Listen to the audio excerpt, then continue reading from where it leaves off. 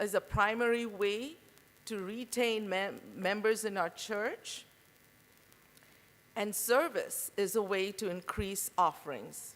And in our church, we all want to increase mission offering. So that is the magic pill. Our Adventist brand and identity is centered around service, but not just any kind of service. It's Christ-like service. For the Savior mingled with men as one who desired their good. He showed them his sympathy, he ministered to their needs and won their confidence. And only then did he bid them follow me. So to reflect Jesus' Christ-like service, to share our faith through acts of service is the Adventist brand, reflecting Jesus, a lifestyle of service. And it's service, when you think about it, it's not a spiritual gift. I may have the gift of hospitality, you may have the gift of preaching, you may have the gift with Jesus' DNA. Jesus' DNA is not in the church. It's not in the General Conference. It's not in SSD. It's in each local member, each person in the pew. Each person that has accepted Jesus has the DNA, Jesus' DNA of service in us.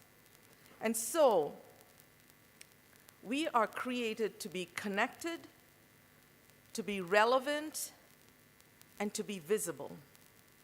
Because churches thrive when they are connected to their community, when they're relevant in their message and actions of service, and when they're visible everywhere all the time. We need to mobilize ourselves to be a mission-focused, externally focused church, and not just an organization. Right from the top down to the bottom, right down from the local church to the pew, to every family, every group, every individual, we need to be wired just like Jesus was, to serve, to be connected, relevant, and visible. Let's look at these 3 points. First, to be connected. We are called to share life and not just information. And when you connect to your community, you make friends, you understand needs, and you serve meaningfully. Let me give you an illustration. I could spend every Sunday going to a soup kitchen and serving soup. I feel good when I see a homeless man come. I smile at him and give him a bowl of soup. He's happy. I have met a need. He leaves. I come back the next Sunday. I serve the same man soup. I recognize him. He recognizes me. We exchange smiles. So I have met a need, but I have not developed a friendship. Let's take that same soup kitchen and create a connection that is more sustainable, that gives me an opportunity to share my faith.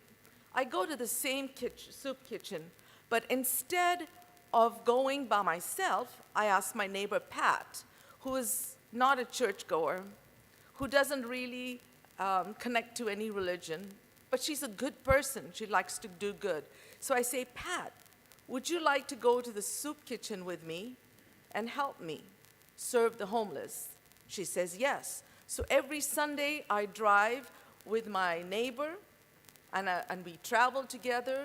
We get to know each other. We share stories, maybe complain about our husband. But we travel and we become friends in the process. So as we're serving soup to the same homeless man, we are talking and building a relationship. And in that connection, in that relationship, is formed an opportunity, a spirit-filled opportunity that the Holy Spirit brings into my life to share my faith with her.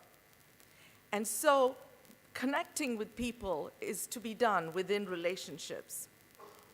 Next, let's talk about being relevant. We need to be relevant in message and action. As Bloody had pointed out, it's to know what their felt needs are and to use those to be relevant in their present circumstances. Because faith by itself, if it's not accompanied by action, is dead. When relevant to your community, they feel seen, they feel heard, they witness Christ-likeness, and soon you become an indispensable component in their life. Because if your actions are meaningless or irrelevant, there is no need for your presence to be in their life more than just for today. But if you're relevant, you become indispensable. And to illustrate this, I'd like to share a video.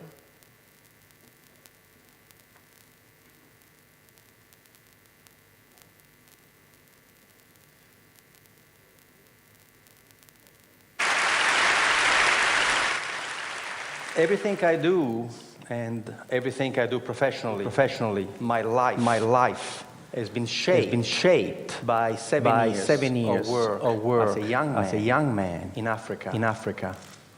From 1971 to 1977, I look young, but I'm not.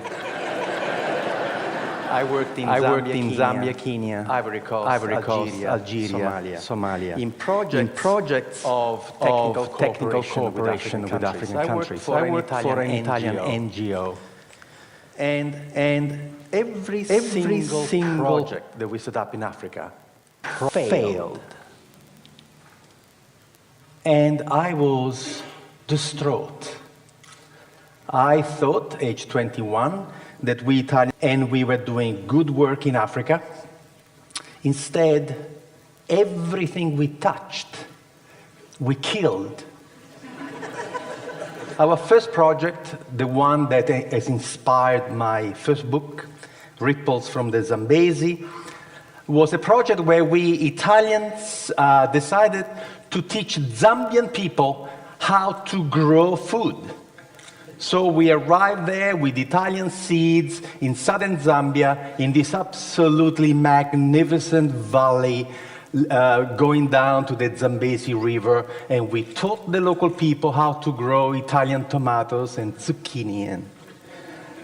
And of course, the local people had absolutely no interest in doing that, so we paid them to come and work, and sometimes they would show up. And we were amazed that the local people in such fertile valley would not have any agriculture. But instead of asking them how come they were not growing anything, we simply said, thank God we're here. Just in the nick of time to save the Zambian people from starvation.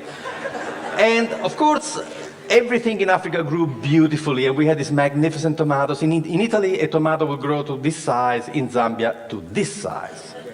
And we could not believe. And we were telling the Zambians, look how easy agriculture is. When the tomatoes were nice and ripe and red, overnight, some 200 hippos came out from the river and they ate everything. And we said to the Zambians, my God, the hippos! And the Zambians said, yes, that's why we have no agriculture here. Why didn't you tell us? You never asked. I thought it was only us Italians blundering around Africa, but then I saw what the Americans were doing, what the English were doing, what the French were doing, and after seeing what they were doing, I became quite proud of our project in Zambia, because you see, at least we fed the hippos. Everything I do, and To be relevant, we need to get to know our people.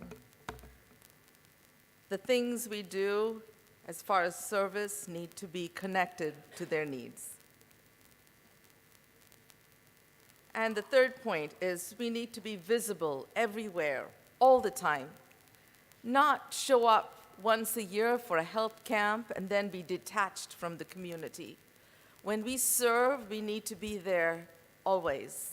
When they need us, we should be there. It takes about 12 to 20 positive bumps, which means refreshing personal encounters with the church before people come to Christ. When someone walks through the doors of our church, it takes 12 to 20 encounters. And if their first impression is not a good one, they are, of course, bound to leave.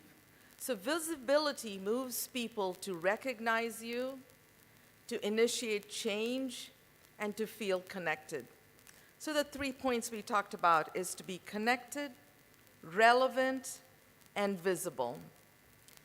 And Vivid Faith as a tool helps you do all three in our effort to refocus our mission to work in an integrated fashion as a world church. So what is Vivid Faith? It's the Adventist Church's first integrated recruitment tool.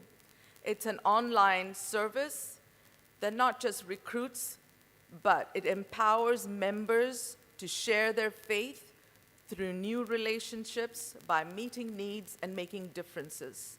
So it's a place where church members can come and find places to serve. When you are touched by the Spirit to make a difference, you can go to Vivid Faith and find a place that connects you to fulfill the mission for which you are called. Vivid Faith is a service that's available to everyone. All church-owned and operated entities can use Vivid Faith as their recruitment tool in conjunction with their HR Human Resources Department. It's available for everyone, it's free, and it's here to recruit more than just volunteers. Vivid Faith is here for you to recruit a variety of missionaries. It's a toolbox to recruit volunteers, ISCs, full-time, part-time employees, contract personnel, remote online services, have somebody in another part of the world build a website for you, for example, to create group trips, people who go from one part of the world to another, not necessarily to the traditional fly and build programs where you go and build a church. A quick example is we're working on a pilot project with East Central Africa Division, where we are working with a local church in the U.S. to put together a unique mission trip. And this mission trip is unique because it's going to be comprised of 16 Adventist and 16 non-Adventist friends. Have you ever heard of a mission trip where Adventists invite non-Adventists to go? And what they will be doing is experiencing the beautiful landscape and the vacation spots, maybe go on a safari in Kenya. At the same time, they're going to learn about the role of Adventists, the Adventist Church in Kenya, and the culture of Adventism. Find out why their 16 friends here are Adventists. It's a unique way of introducing our church and our culture to our non-Adventist friends. It's also a toolbox to recruit people of all faiths. While all the advertisements, all the job openings are posted by church-owned entities, those who apply, potential volunteers, employees, contract workers, could be both Adventist and non-Adventist. For example, if you need a Bible worker, obviously that job description is going to say this is open only for baptized Seventh-day Adventists. However, maybe you need nurses, and that could be open to people of all faiths. Or you need a landscaper or an architect. This would be a great opportunity for Adventists to work alongside non-Adventists. As Bledy very well pointed out, that there is great opportunity to witness when you ask someone for a favor, when they do you a service, rather than you handing out something to them. So Vivid Faith creates that opportunity where we can work alongside of people of other faiths to share our own faith. Vivid Faith was created out of a need. We assessed the needs across the divisions and attached fields to find out what was truly needed. So we created one tool to meet this need. And the best way to explain it is through this video. This video is based on any recruiter's nightmare, where you have so many positions to fill and you lack the human resources to do it. So take a look. Last week we were discussing your job. Has your work situation improved? Doc, it's terrible. And I don't see any way out of my problem. I'm having a hard time finding good employees, and I just need so many different kinds. Volunteers, full-time missionaries, students. I always have a position that needs to be filled, but it feels like it's more a matter of luck. And sometimes you find the right person, but usually then they're snatched up by someone else. or they find somewhere else to go by the time you're done with all of the committees and paperwork. It's kind of like shopping, but when you get to the store, you realize that someone else has already chosen your ideal candidate, and there they are, pushing them in their carts and loading them into their cars. Full disclosure, I'm already taken. Meanwhile, you walk into the store just to find that all the candidates have already been picked over. It's really discouraging. I mean, finding the right person is really rare. Well, let's try an exercise. I want you to imagine a better system to find people. What would that look like? Sure, at this point, I'm willing to try anything. So first, it would all be online. The type of thing that you can do on your tablet, smartphone, or even your TV. Something that you can do anywhere. And instead of a potential employee going to each organization's website just to fill out multiple applications, they can just go to one central place and streamline the process. We would even have all the information online so that they know what immunizations to get, how to pack, and what to expect at their destination.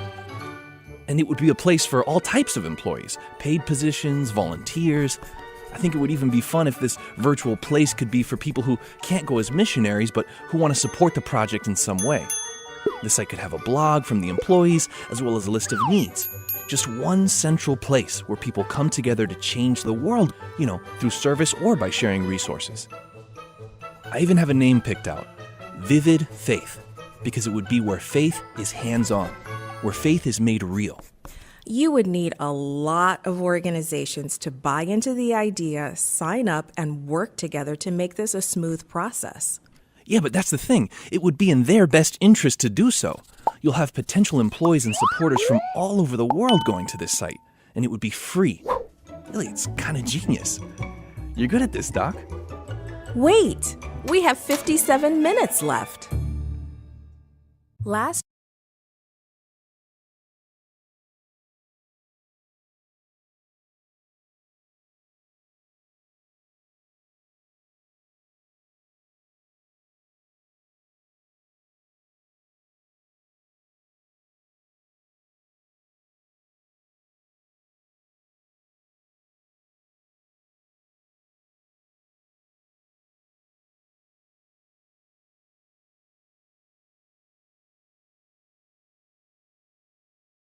.com, and we will give you an API that you can drop in your website or in the website of your local churches so they too can advertise it, and your needs would be current on your website, and it will always be on vividfaith.com. The second is that we help you recruit all the applications that come in response to your ad will be sent directly to the coordinator assigned at your organization. And then we build customized processes and forms so that your process and your forms are both unique to you and your needs. So all these are already in place and available to you. Coming up, hopefully before the next GC session, will be communities in Vivid Faith where people with shared interests and shared goals can form a resource center and a community where they can get together, network, support, share ideas. And then we would also have resources. We are working with the Institute of World Mission to create a curated list of available resources related to mission service, related to perhaps serving a specific group of people, like serving the Hindus or the Muslim community, or maybe the urban cities. So the resources would be there. And finally, the final source is the feature is crowdfunding. So what we're doing is we're working with GC Treasury to come up with a way that allows people who find a place to serve on Vivid Faith to be able to raise funds for their own project. So here's an illustration. Say there is Tony here goes to serve in Albania, and he goes there and he finds that the school where he's teaching has no video camera, and that's his passion, media. So what does he do? He needs a video camera, but he doesn't have the resources. So he would go to the local church entity who approves the project, And he would use his Vivid Faith app. Vivid Faith is not yet an app, but it's only for your desktop, but it will be available by the next GC session. So he uses his app, and his grandma, his best friends can donate online, or if he sees somebody in church, they can swipe their card use it with his phone, and he gathers his fund for a video camera. And the money is directly sent to the General Conference Treasury and then passed down finally to the school where he is serving. So crowdfunding would enable those who serve through Vivid Faith to raise funds in SSD, and for SSD volunteers going somewhere for them to raise funds as well. And we create customization by creating forms and processes specifically for you. So I'm not going to go into details about this and how the operations of Vivid Faith happens, and I'll do that in a breakout session this afternoon. But a real quick overview. I'm going to take East Kenya Union Conference as I was in ECD last week. And when I met with their several unions there, East Kenya Union Conference, we assessed their needs and decided that they need several forms. They need a general volunteer form. They need a specific form, application form that would be used only for potential well drillers.